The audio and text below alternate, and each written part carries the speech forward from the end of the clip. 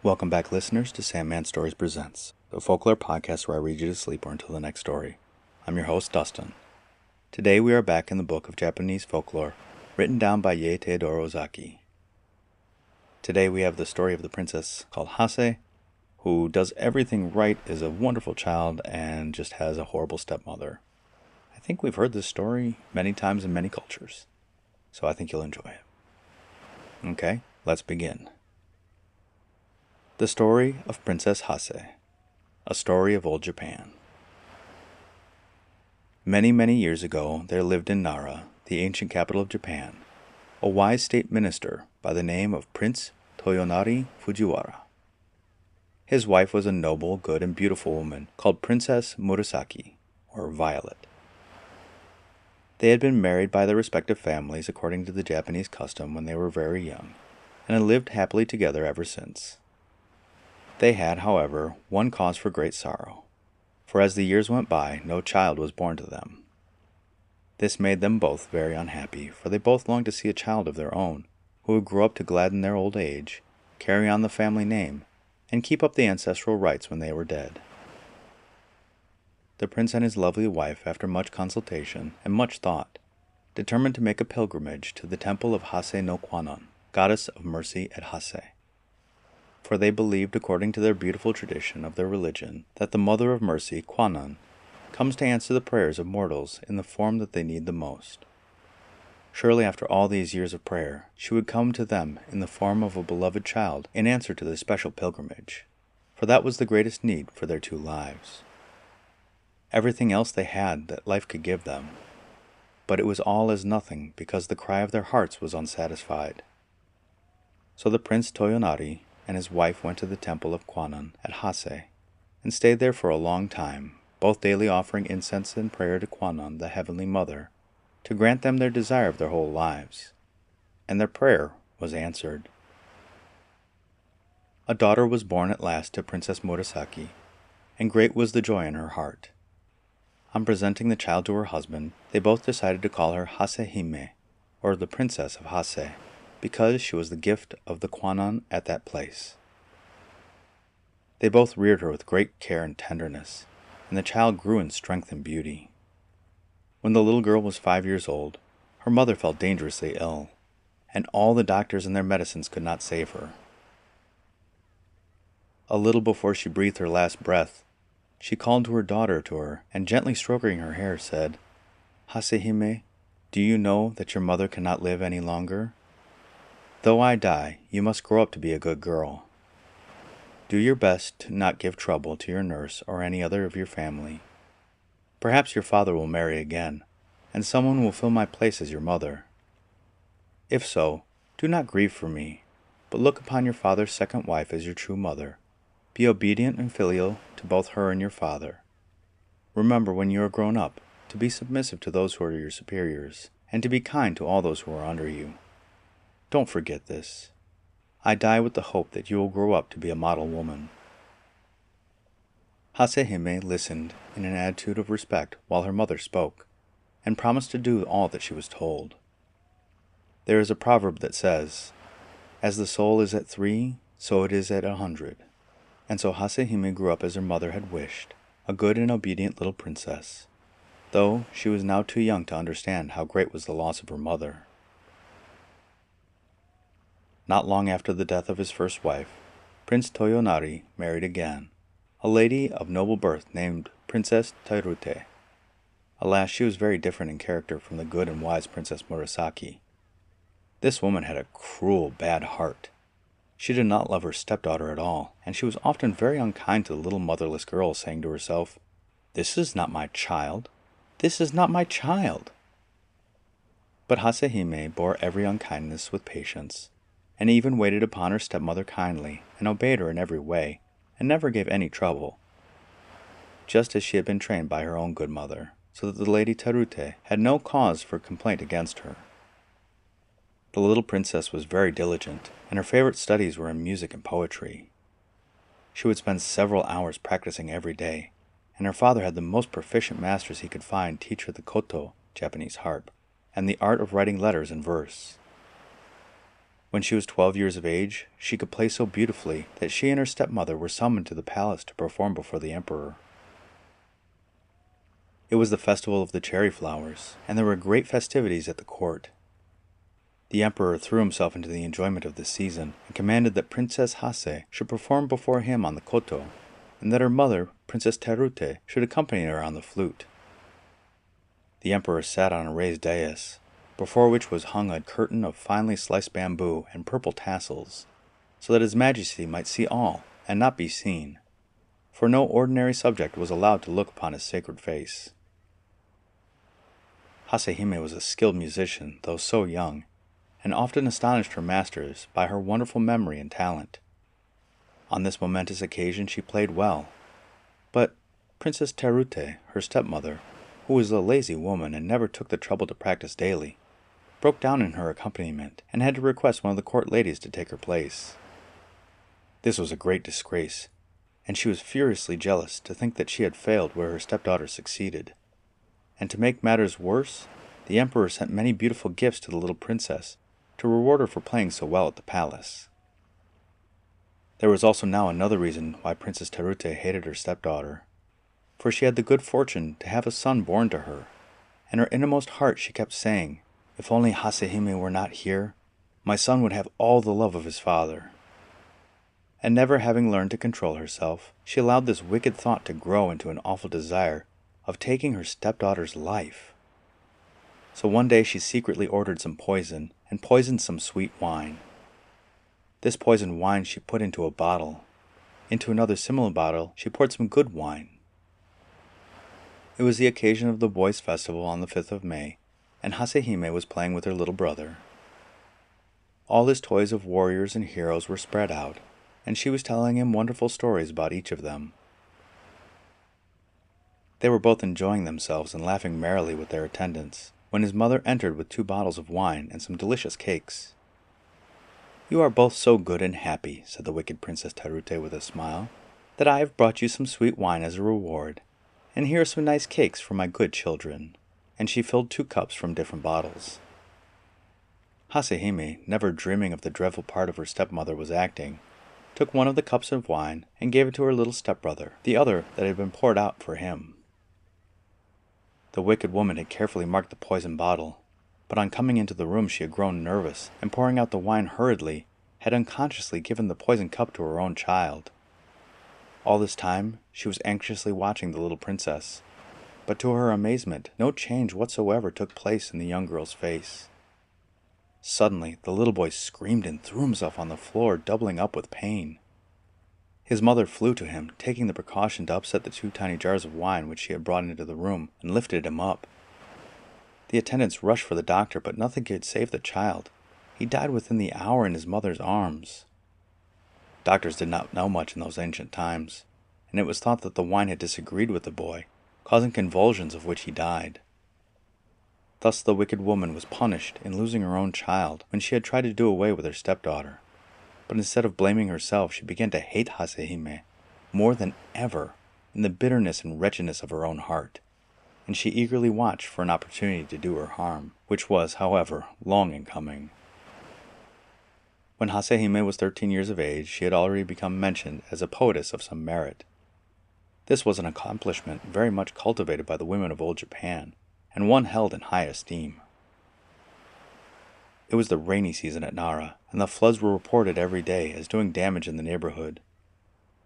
The river, Tatsuta, which flowed through the Imperial Palace grounds, was swollen to the top of its banks, and the roaring torrents of water rushed down a long narrow bed, so disturbed the emperor's rest day and night, that a serious nervous disorder was the result. An imperial edict was sent forth to all the Buddhist temples, commanding the priests to offer continuous prayers to heaven to stop the noise of the flood, but this was to no avail. Then it was whispered in court circles that the Princess Hase, the daughter of the Prince Toyonari Fujiwara, second minister at court, was the most gifted poetess of the day, though still so young, and her masters confirmed the report.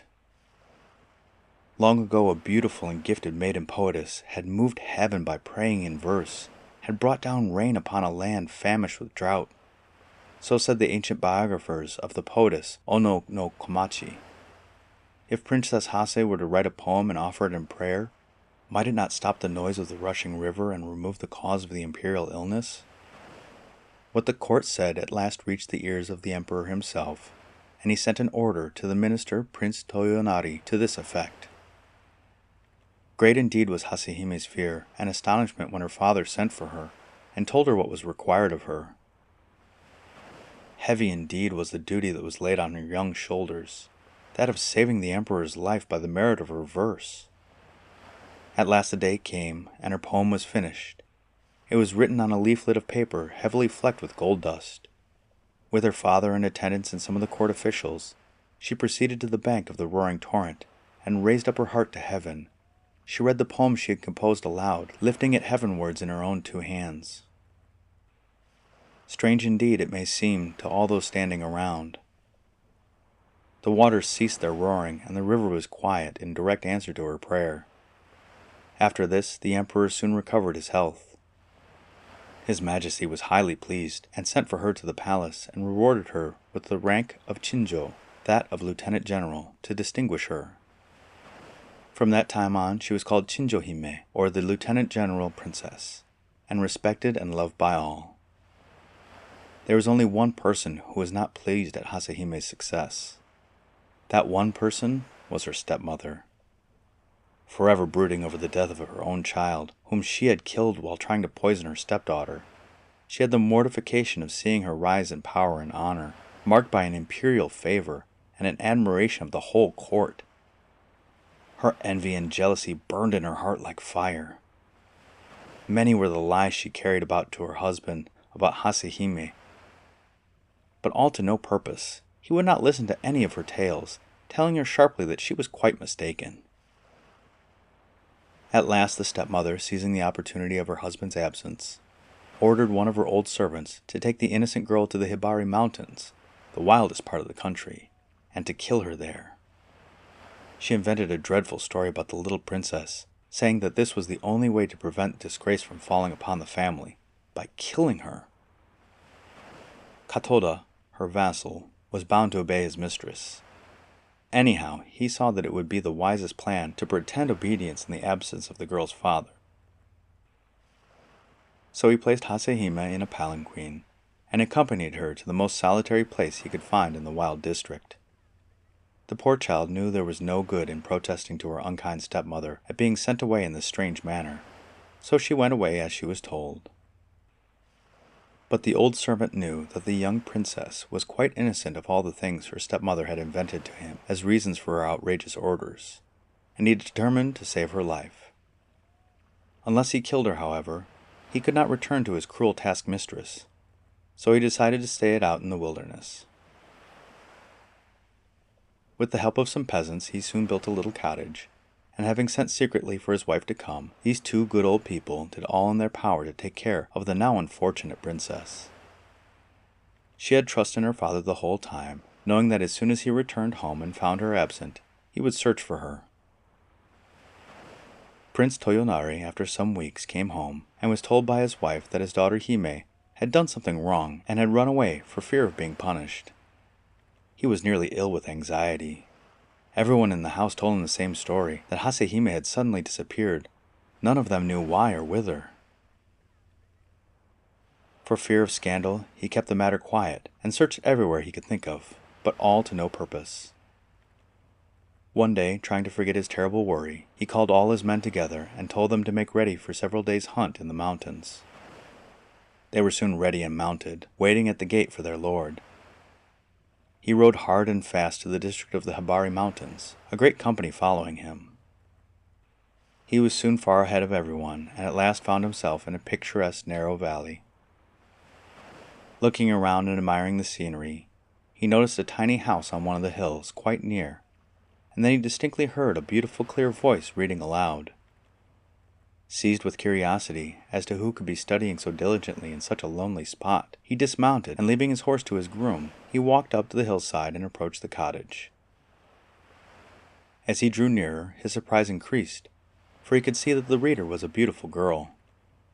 The cottage was wide open, and she was sitting facing the view. Listening attentively, he heard her reading the Buddhist scriptures with great devotion. More and more curious, he hurried on to the tiny gate and entered the little garden, and looking up, beheld his lost daughter Hasehime. She was so intent on what she was saying that she neither heard nor saw her father till he spoke. "Hasehime," he cried, "it is you, my Hasehime." Taken by surprise, she could hardly realize that it was her own dear father who was calling her, and for a moment she was utterly bereft of the power to speak or move. My father, it is indeed you, oh my father," was all she could say.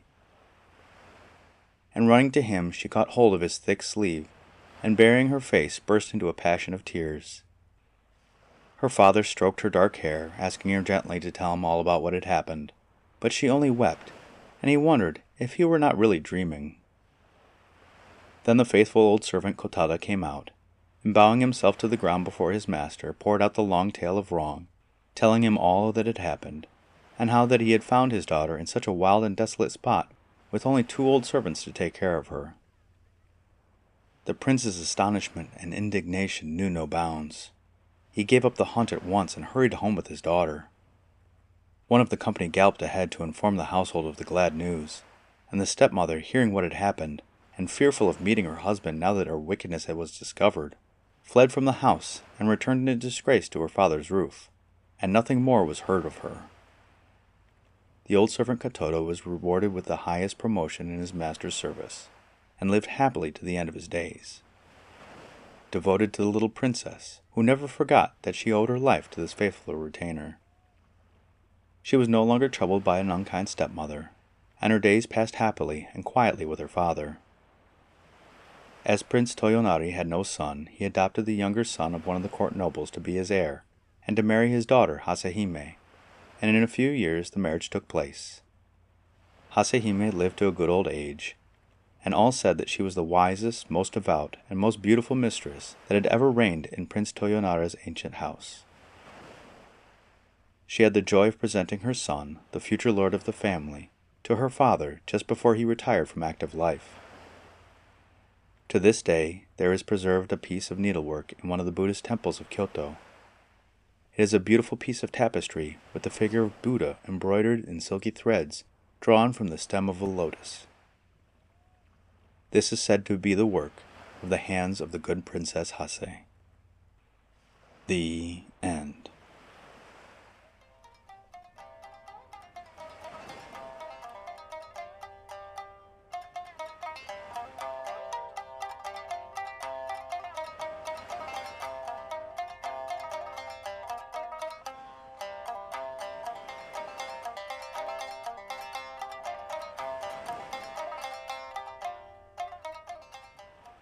That was a wonderful story of doing the right thing and being rewarded for it. I'm always weirded out by the always be obedient and submissive, but then again, that was the culture then. So I liked how the evil stepmom got her comeuppance, but I was also kind of sad to have the innocent kid die.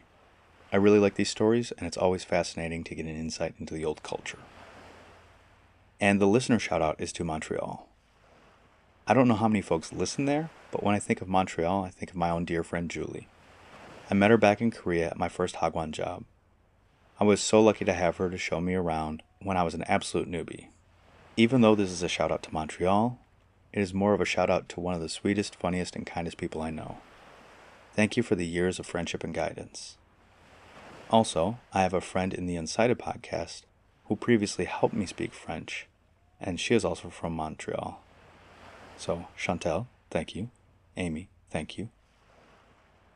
Now it's my chance to butcher the language. To my listeners of Montreal, I say, merci et bonne nuit. Thank you, and good night.